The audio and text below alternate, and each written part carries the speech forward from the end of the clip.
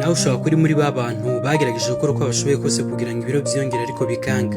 Wenda ukaba warabwiye ko kurya ibiryo byinshi ari imwe mu nzira nziza ituma ibiro byiyongera cyangwa se bituma ubyibuha ariko ukabona byaranze, cyangwa se ukaba warigeze kumva abantu bakubwira ngo unywe ibi binini cyangwa se unywe iriya miti bizagufasha kubyibuha mu cyumweru kimwe gusa cyangwa mu byumweru runaka ariko ukabona ntacyo bitanga. Hari n'abagerageza kugura proteins zitandukanye kugira ngo ibiro byiyongere cyangwa babyibuhe ariko bikanga. None se kubyibuha cyangwa se kunanuka byaba biterwa n'iki? Mbere y'uko tureba ku kintu cyagufasha kugira ngo ubyibuhe cyangwa wiyongere ibiro mu gihe gito cyangwa se mu buryo bwihuse, mbere na mbere tugomba gusobanukirwa impamvu abantu bananuka, cyangwa se muri make kunanuka biterwa n'iki. Kubera ko ntabwo wamenya impamvu utabyibuha mbere na mbere utazi impamvu, utazi ikibazo ufite. Niyo mpamvu tugiye guhera ku kintu cya mbere, tugiye kubanza twareba impamvu zituma abantu benshi bananuka. Impamvu ya mbere ni ukubera ko kunanuka biterwa n'impamvu zitandukanye cyane. Zishobora guterwa n'ibibazo by'ubuzima wenda ukaba urwaye, cyangwa se imirire mibi, cyangwa se zikaba zitewe n'uburyo ubayeho. Mbere na mbere reka duhere ku kibazo cy'imirire mibi. Abantu benshi usanga bakoresha imbaraga nyinshi cyane zitandukanye n'ibintu byitwa n'icyo bita kalori cyangwa se kalori zitandukanye n'ibyo bariye. Ugasanga imbaraga ukoresha zisumba kalori wariye. Ibi ngibi ntabwo wabyibuha rwose, kubera ko kalori nicyo kintu gituma umuntu abyibuha, cyangwa se nizo zituma umubiri abyibuha cyangwa se ibiro byiyongera, ariko ugasanga ukoresha imbaraga nyinshi cyane zitwika kalori zisumba izo wariye muri bya biro. Birumvikana ko utabyibuha. Hari abantu benshi nanone bakora akazi kenshi kabasaba imbaraga nk'uko twari tumaze kubivuga, bigatuma imbaraga zaturutse mu byo bariye zigasumbwa, cyangwa se ugasanga kakazi bakora gakubye inshuro 3 ibyo kurya bariye. Ibi ngibi rwose ntabwo wabyibuha. Hari nanone indi mpamvu ituma abantu benshi bananuka, ni ukubera iki se? Ni ukubera agahinda kenshi cyane cyangwa se stress. Ibi ngibi nanone bituma abantu benshi batakaza ubushake bwo kurya, kubera ko abantu benshi bafite stress nyinshi cyane bituma batarya, kandi ntabwo wabyibuha utarya. Ikindi kandi twavuga ni nka anorexia cyangwa se bulimia. Izi ngizi akaba ari indwara zo mu mutwe zituma umuntu yumva adashaka kurya, bigatuma umuntu yumva yarazinutswe ibyo kurya, cyangwa se akumva bitakimuryohera, atagishishikajwe nabyo, bityo bigatuma kurya byihorera. Kandi ibyo ngibyo ni imwe mu mpamvu zituma umuntu atabyibuha. Ikindi kandi hari na zimwe mu ndwara zo mu imbere mu mubiri zituma umuntu atabyibuha, wenda akaba ari nk'inzoka zo mu nda zituma umuntu atabyibuha cyane bitewe n'amamikorobe yinjiye mu mubiri wawe.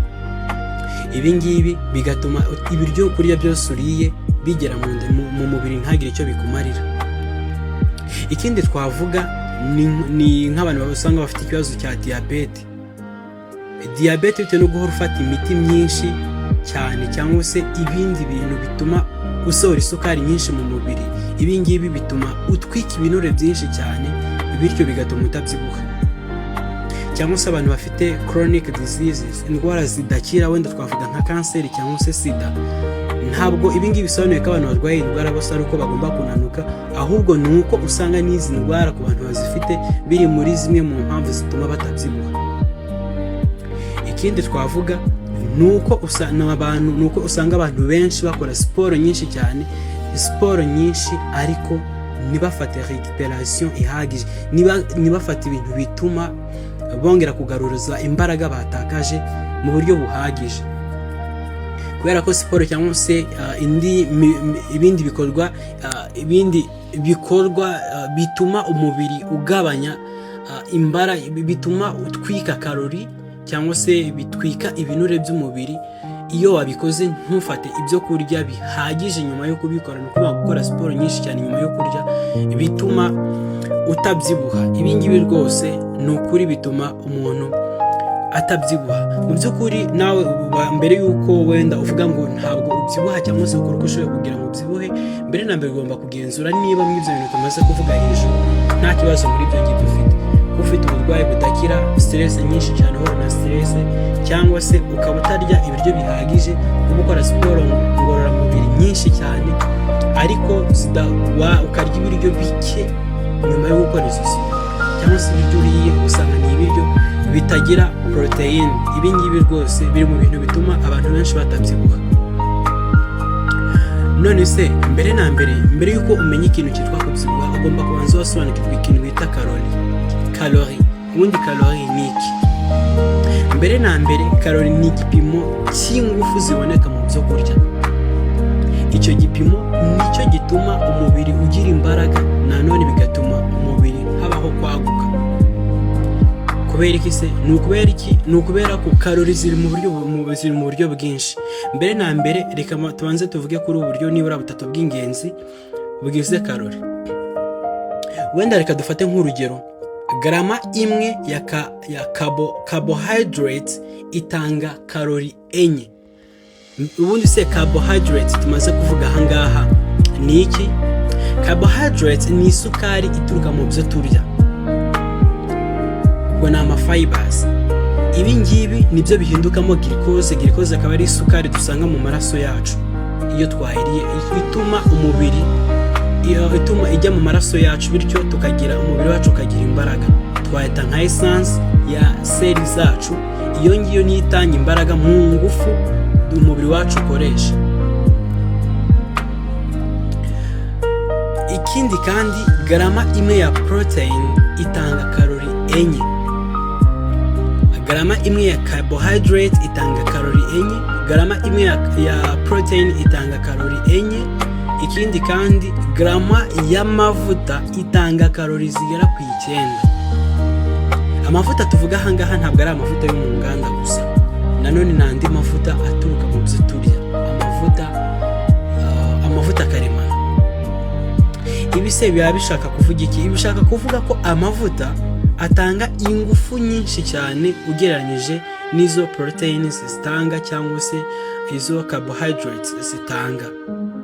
Ubwo rero kugira ngo ibiro byawe byiyongere nuko ugomba nibura gukenera amavuta menshi ugereranyije na proteins cyangwa se carbohydrates. Ibi ngibi bishaka kuvuga iki rero? Ntabwo ushaka kuvuga ko ugomba kujya haranga gutomera amavuta, oya, ahubwo nuko ugomba kurya ibiryo cyangwa se ibyo kurya bikungahaye kuri aya mavuta.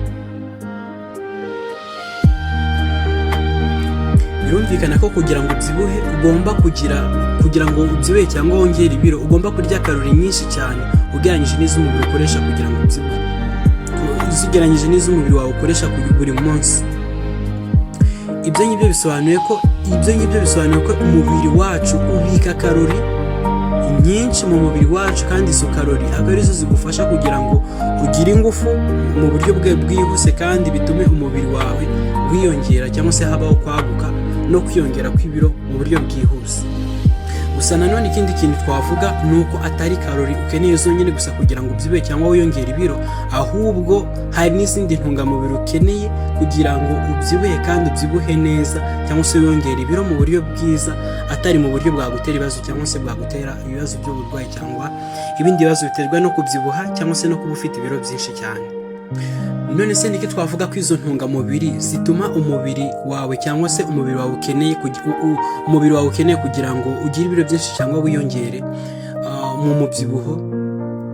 Hari nibura amatsinda agera kuri 5 y'intungamubiri umubiri wawe ukeneye. Hari itsinda rya mbere ni turisangamo izingizi za carbohydrate.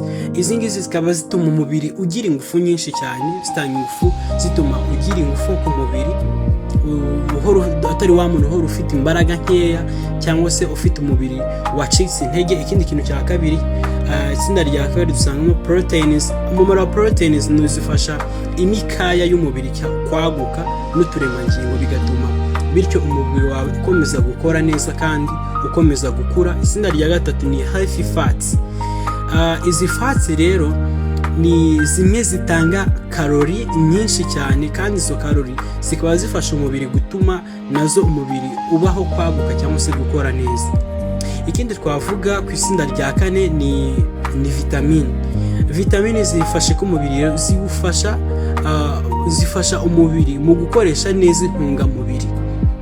Nicyo vitamine zimarira umubiri, zituma umubiri amavitamine atuma za ntungamubiri wariye azikontorora neza, niba bityo zigatuma umubiri wawe ugira umubiri umeze neza, usa neza, udahora udwaragurika cyangwa se udahora ugira ibibazo byo guhora ucikagurika intege n'ibindi bibazo bindi biterwa n'uko udafite amavitamine mu benshi mu mubiri. Irindi tsinda rya gatanu ni imyunyungugu. Imyunyungugu rero ikaba ifasha umubiri cyangwa se zikaba zifasha imikaya n'amagufa ndetse n'amaraso yawe gukora neza.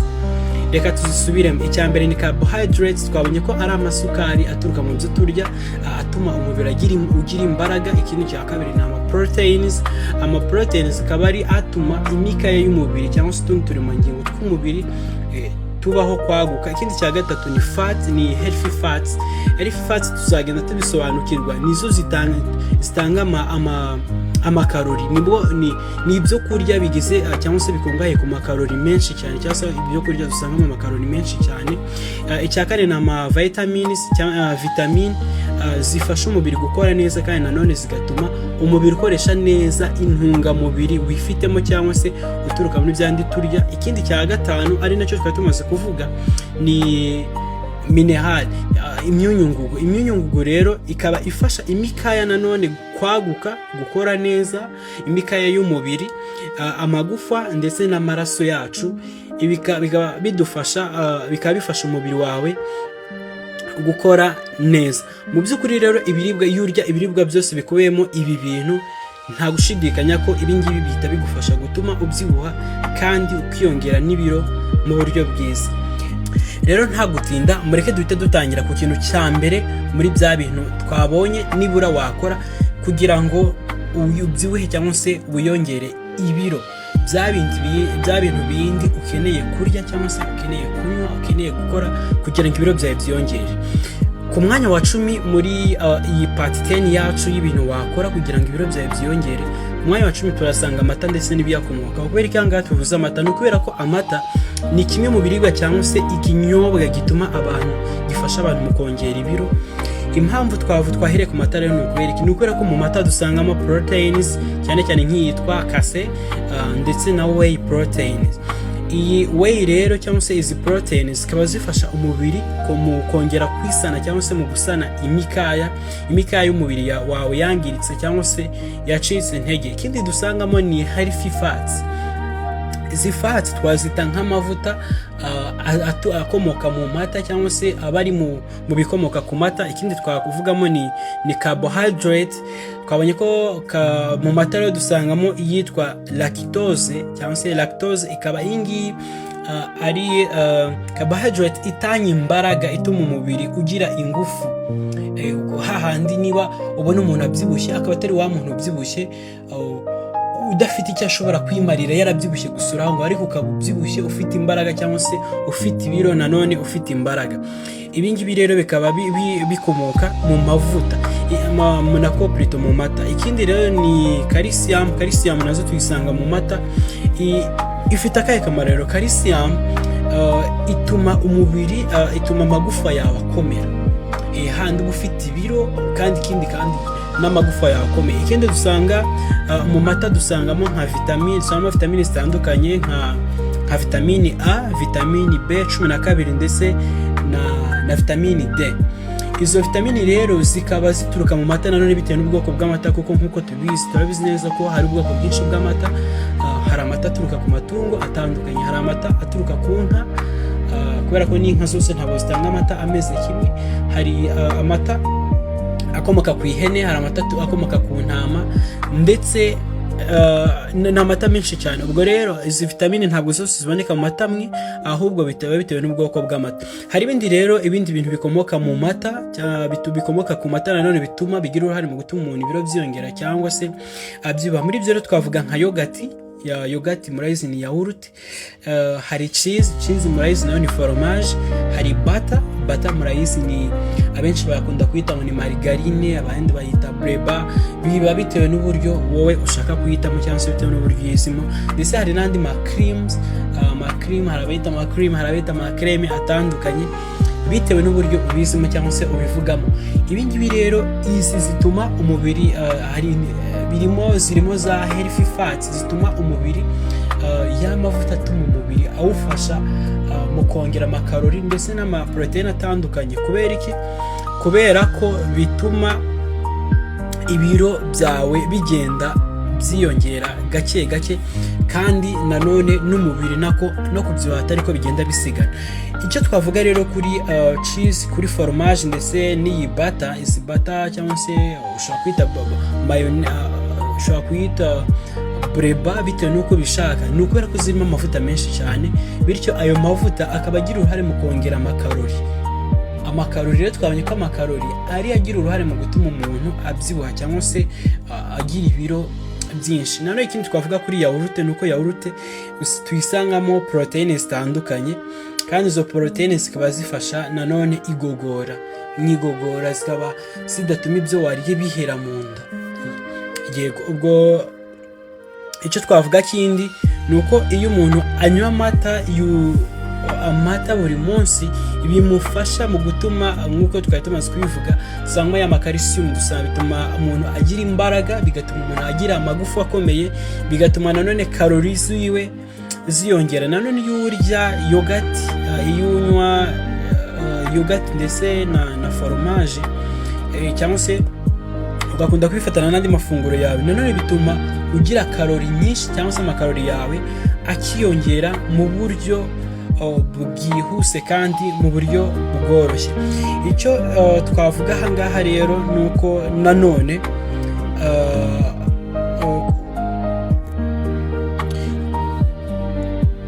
ubwo rero nk'uko twari tumaze kubivuga, amata afasha umubiri kandi atuma umubiri wawe wiyongera, habaho mu kuba umubiri wakwirema mu buryo bworoshye nanone kandi bwihuse.